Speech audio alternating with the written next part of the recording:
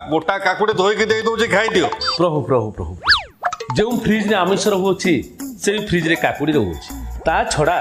से जो काकुड़ी आपण धोइबे ता आमिष पानी न होइथिबो बोली यार माने को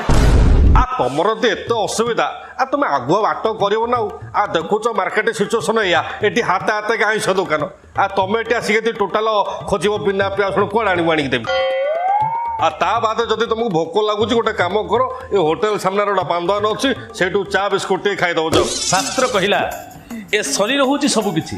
ए शरीर थिले धर्म करिवो तेणु बाहर चा बिस्कुट खाई मोर गैस्ट्रिक हो देहटी खराब हो कौन लाभ हम तेणु विदेशी नियम नास्ती ए शरीर को रक्षा करने को जाई मु तुम्हर एठी अन्न ग्रहण करी। अरे ढमणा बुली बुली आसी सही अगणा आ तुम तो सही कथाटा कर मत अधघंटा बुलाऊच कहीं खाइब तुम खोलिक कह ए बुढ़ा ए सादा मिल